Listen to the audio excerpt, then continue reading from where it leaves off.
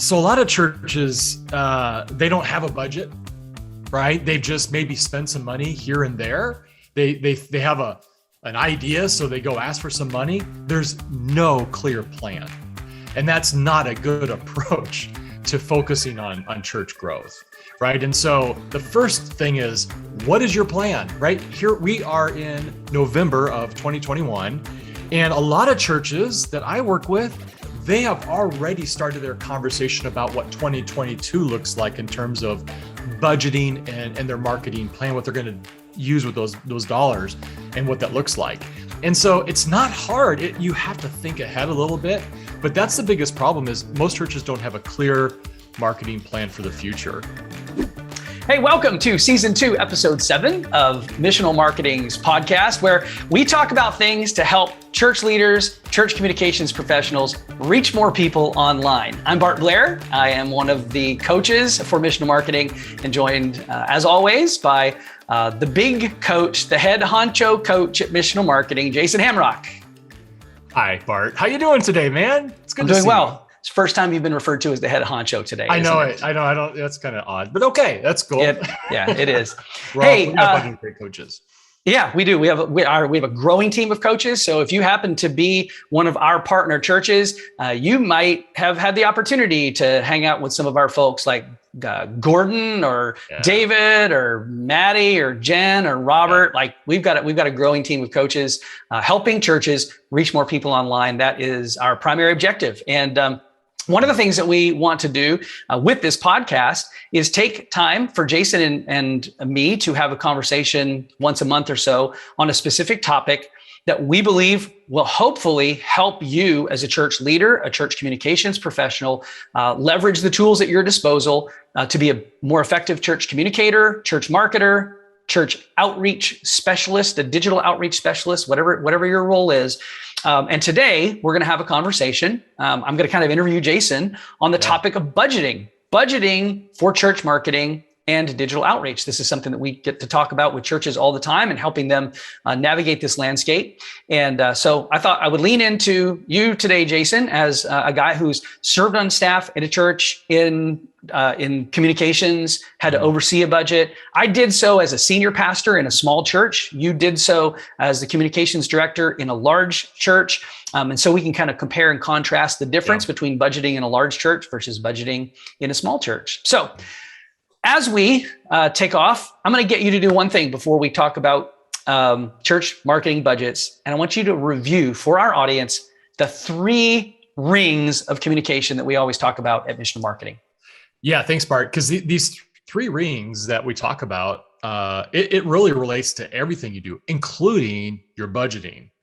Right. So you got to keep that in perspective. When we talk about budgets and how to budget and build a budget or, all that kind of stuff, it's all around these 3 rings. Ring 1 are people who already go to your church. So just consider that they're there. They're Christmas and Easter people. They come only twice a year. 2, they come every week. They're faithful, and everybody in between. That's ring 1, people who go to your church. Ring 2 are people that are looking for a church. Right? They moved to the city or the town.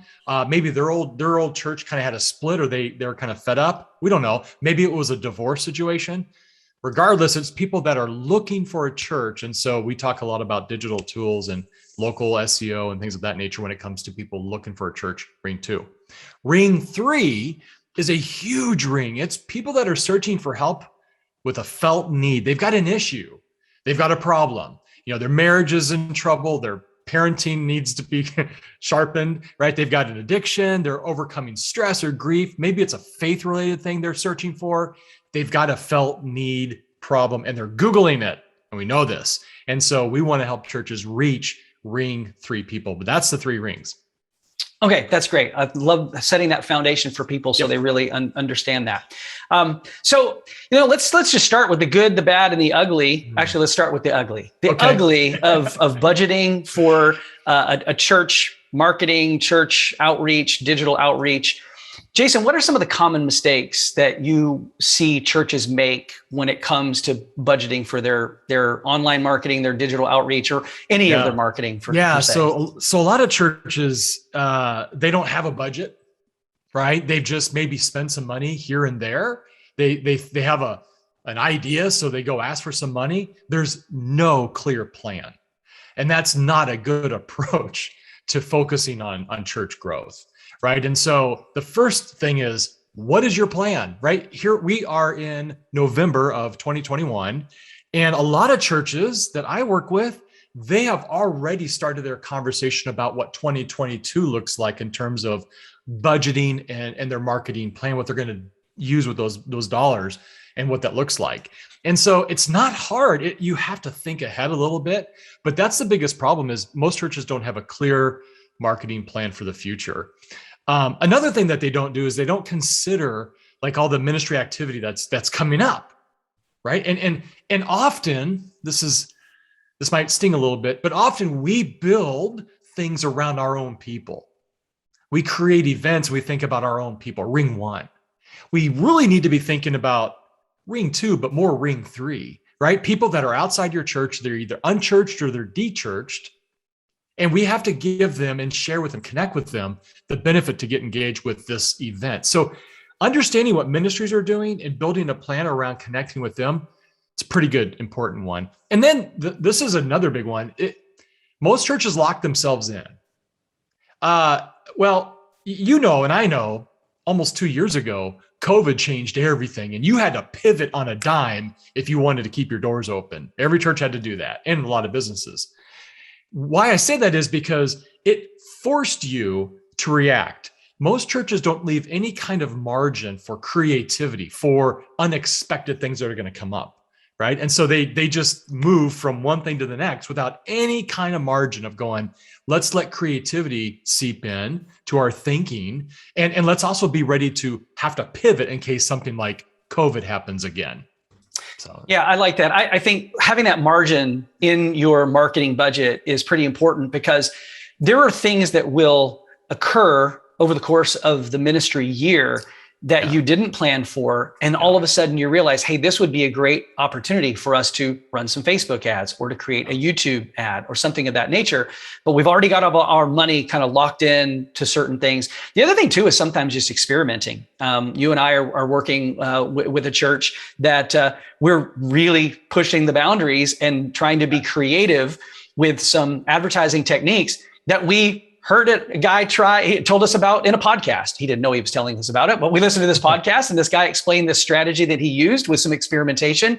We happened to have a church that we work with that had some money to experiment and try some things. So we're throwing some stuff at the wall to see what sticks. It may stick, it may not stick, but kudos to the church for having the money in the budget to try something new. And entrusting us with it. So let me ask you a question. So one of the things is going into a year with a plan, and it is difficult, especially depending on the size of church, to know exactly what you can plan for. But there are a couple of things that we know are essentials for every church when we hit the new year. And you just mentioned a moment ago that you're talking to churches that are already talking about what they're going to be doing in the next year in 2022.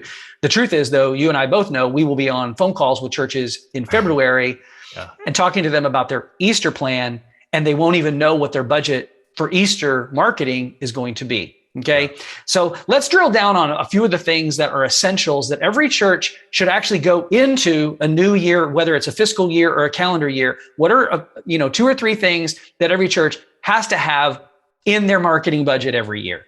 Ooh. Well, first and foremost, a solid website, right? If you think of the church and the steps as a house, right? Our goal is to get them into the kitchen area, right? The family room, because they're part of the community. And, you don't end up, that's not your first step, right? People don't show up at my front door and they get to the kitchen, right? It's usually they're on the porch, right? And then they walk in, now they're in like the foyer, and then they're going to the living room, and then it's to the family room and to the kitchen.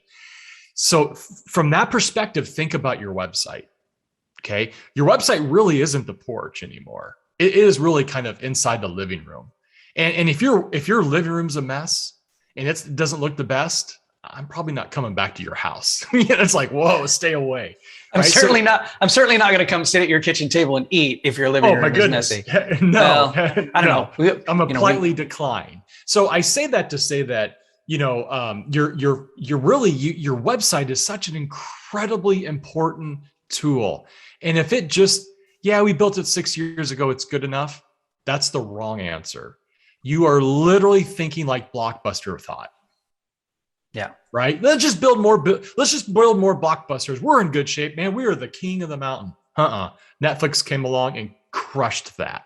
Right. So you have to think your website is probably one of your most, not the only one, but it is one of your most powerful tools to help grow your church. Okay. The other thing I would think about is Christmas and Easter.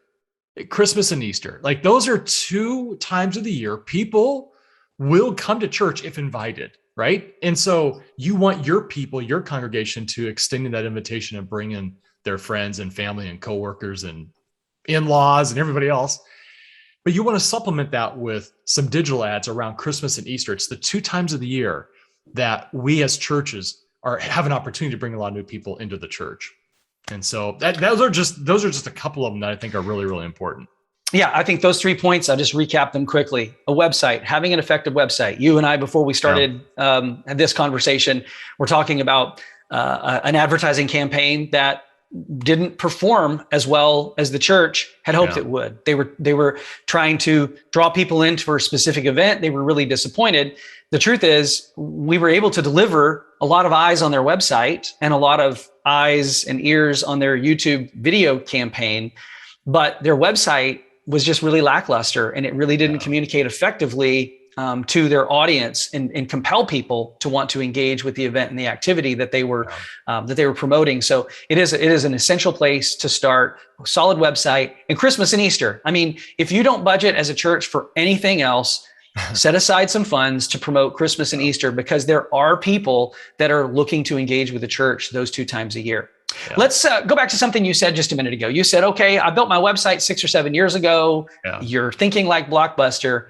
How often do you think a church ought to consider rebuilding, revamping a website? Well, your website's never finished. It is a growing, living thing. And so every week, your website is growing and changing. However, I would say that about every 2 years, 2 to 3 years, you're wanting to think about rebuilding your website. You're like, Jason, we can't afford that. Yeah, you can't afford not to. Think about it. Technology advances all the time, right? And just 2 years from now, what technology is going to be, look what Facebook just did, right? Meta. They are going to go in the virtual reality world. That's what they're doing. And it's not stopping. And you can't just go, well, we built our website last year. We're good for 4 years. Nope. You really want to build it into your budget. And this might take time, especially if you're a smaller church, it takes time. You got to build into your budget some money to be working on or redoing your website every 2 to 3 years. So maybe you're saving money, right, for 3 years, and then you're going to go spend that money. And this isn't a lot of money. I'm not saying to spend tens and tens of thousands of dollars. It could be as simple as just like, $5,000 or $10,000, which maybe sounds like a ton of money for churches. And it might be, but it's your best growth tool that you'll have, digitally speaking. I know a lot of small church pastors that don't drive vehicles worth $5,000. So to spend $10,000 on a website seems like a lot. However, it is true. It is easy it's easy to drop $10,000 or $15,000 or $50,000 on a church website. It's not always necessary. It's not always necessary. We think it's really important that when you're, looking at building a new website, you look at different companies and you compare and contrast the gifts and the talents and the abilities of each of those companies. For the normal size church that probably isn't going to spend $10,000 or $15,000 or $20,000 on a website, Jason, what are some cost-effective ways that a normal size church can and should budget for a church website? Yeah, we build all of our websites on WordPress just because it's open source and it's the most popular by far. It's the most supported platform by far. But you know what? If you don't have a whole lot of money, and yet maybe you've got a little bit of money to hire a designer, or you can do some things, I'd encourage you to do that. I've seen a lot of websites I cringe at when I see a lot of church websites. I just like, you might as well not have a website. You actually do more damage to your reputation by what I'm seeing online. I'd rather not see anything online. But I would recommend like Squarespace. You know, it's fairly easy. You can get in there and build templates. At least you can do some stuff in Squarespace. You don't have to be a computer programmer or website programmer. You can get along just fine with Squarespace. We also offer a lot more cost effective, like ready-made websites for churches. We got three different or four different versions of websites that you can literally launch inside 30 days, right? And with your images and your content, but it's already all structured. We offer that. So that might be something. Or, just kind of a thing where you either do it yourself or you outsource it. There are a lot of people who will do web design. Now, I would caution to make sure you don't hire somebody, just because they're a good designer doesn't mean they know how to build a church website. That's we're not talking just user experience. We're talking actually leading people down a path. So it's a totally different thing when you're going, well, I'm just going to find a company and pay them some money. They're going to build our website. They need to know what they're doing in terms of church websites, not just building a website. So I always tell churches, like you said, do your homework. Ask us. I'm going to say this, I probably shouldn't say this. We really don't care if you choose to hire us or you hire somebody else. What we care about is the product that gets established and launched, that it is the best product for you. And it's one that Google's going to be watching and paying attention to. And the users actually have a path to get into a seat. We care more about that than we care about, getting a new client. Yeah, I think that's well said. I mean, we have built websites for churches that have cost tens of thousands of dollars. But you talked about our ready-made websites, which are WordPress websites with no restrictions in them. So there are other companies that build WordPress websites for churches. They package them in a way that you don't actually have full access to the WordPress platform. It's kind of restricted, and they do that mostly to keep you from breaking it, because you can if you don't know what you're doing, you can break it. But part of that is to create a dependency on the relationship with them, because you're probably paying them a subscription to have access for that. So we have ready-made websites. They cost just under $3,000 for a website that can be up and running in typically less than 30 days, depending on a few factors there. It is a full-on WordPress website, which you can then continue to add to, build on, and use it as sort of a foundation. We actually even have a single page WordPress website that can probably be launched in a matter of a week or two if you really need one. And again, it's full. It's it's a few $100. It's a full WordPress website, and that can be launched pretty quickly. You did mention Squarespace, which I will say, we are not sponsored by Squarespace, and we benefit nothing if you decide to go use Squarespace.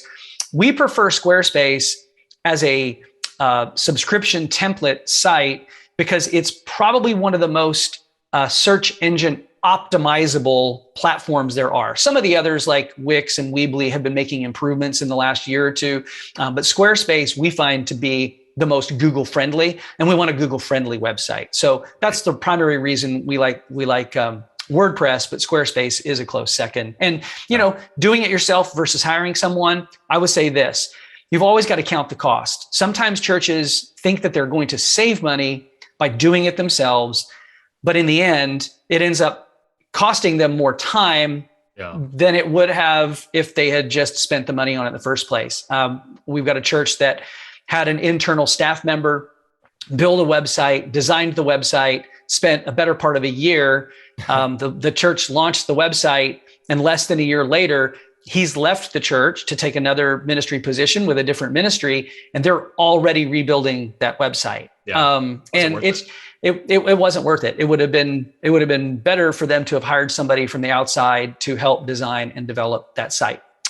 Okay, let's move on. So we talked about the 3 essentials for every church in their budget. You've got to have a website in your budget. It doesn't have to be every year, but you need to be thinking about it every year. You need to have Christmas and Easter in your website. We talked about cost-effective ways of doing a website. What are some cost-effective ways for me to advertise Christmas and Easter? Oh, well, interruptive campaigns for sure. So When I say interruptive, it's utilizing like Facebook and Instagram, Google Display Network, YouTube, like TikTok. You can use, those are interruptive ads, right? Because you're interrupting them and you're getting something in front of them. Video or static image, they're fantastic. They work really well. They're super cost effective. And you're driving people to your website, your landing page, right? Your website. That's awesome. Nothing against traditional. I still like traditional ways of advertising. We'll talk about that. But those digital ways, like that is great low-hanging fruit. You get to reach people in a geo-targeted area and they're landing on your website, right? So like that's a no-brainer. You could run those campaigns for like 30 days, or we got churches that they'll run campaigns every month, right? They know they're going to do something. They're inviting people to church, or they're going to promote something. And so building that into your budget is just smart. Not that you have to use us. I'm just telling you, this is what I would do if I was a communication director and my church said to me, well, put together something. I would put money into an ongoing interruptive digital ad campaign, right? I might boost that for Christmas and Easter, but I might say, if I had a few $100s or $500 a month, that would be awesome. Now that may be too much. Maybe it's only $100 a month and you want to do it yourself. You can, but do it. Build into it, and we'd love to coach you up on what that looks like. But that's what I would do with digital ads. And Jason, if all I was going to budget for, if I knew all I had was I'm going to throw some money at Christmas and I'm going to throw some money at Easter, how much would you suggest that I set aside for that? Probably $500 each, right? So $1,000 for those two events. If you can, if that'd be like a minimum.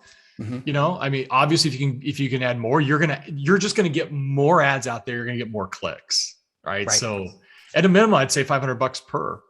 Okay. That's a good place to start. And like you said, I like to look at, a church's overall calendar and say, well, you're going to do Christmas and you're going to do Easter. And you should probably have at least $500 for each of those. Yeah. Are you going to do Vacation Bible School? Because if you're going to do Vacation Bible School, you might look at trying to set aside $500 for Vacation Bible School. Are you going to do a fall harvest or some kind of fall kickoff? Maybe you want to set aside, $500 there. So at the bare minimum, I think almost every church, if you are intentionally trying to engage with the unchurched, unreached, churchless people in your community, starting with about $2,000 a year in your budget, which translates to about $40 a week. Yeah. It's like $40 a week. You're not going to spend $40 a week. You're going to spend, $500 in each of those seasons. But that's really all it would take. If you could carve out $40 a week out of your weekly offering and set that aside for digital advertising, you could have 4 nice big bumps in the year with a couple $1,000. That's right. Jason, there's a whole lot of other stuff that we encourage and coach churches on doing. What are some of the other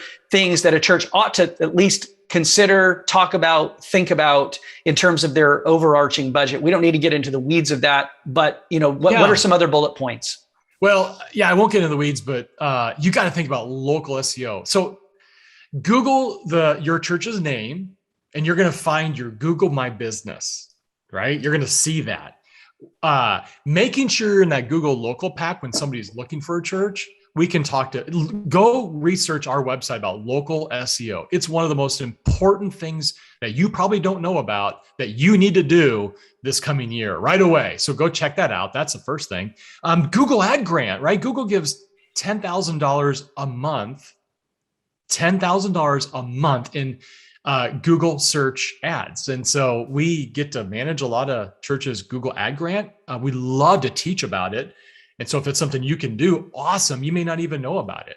So the Google Ad Grant's another one that I really love. We talked about those ongoing interruptive campaigns. Those things are phenomenal.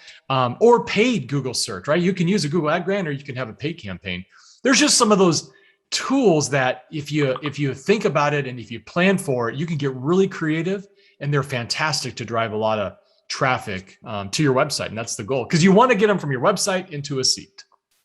Okay, last question, and then we're going to wrap this up. This has been kind of an abbreviated podcast, and in case anybody's wondering why we're not rambling on forever, it's because we have another meeting that we have to get to, and we already have people waiting in our Zoom room. So we're gonna wrap this up. I'm going to ask you one last question. Okay. When I'm looking at my overall budget, obviously, missional marketing our perspective is that you get more bang for your buck with digital ads, anything online. You need to advertise online because that's where people are. But let me ask you a question.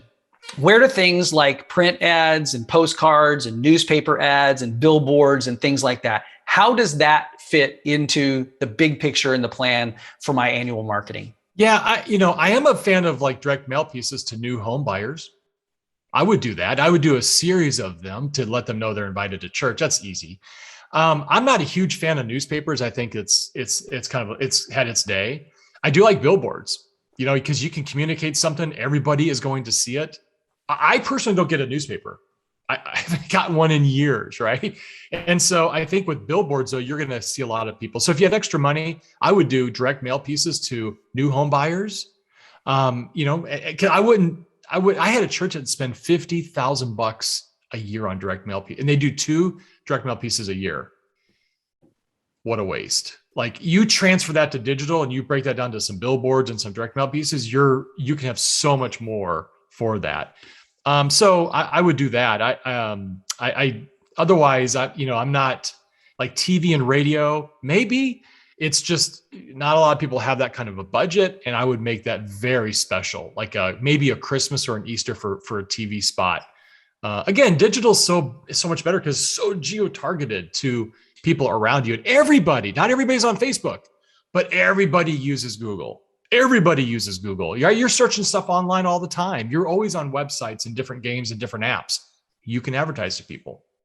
So, yeah, I just want to piggyback on a couple of little things there. Number one is newspapers. Most people don't read the news in the newspapers. They read them on websites.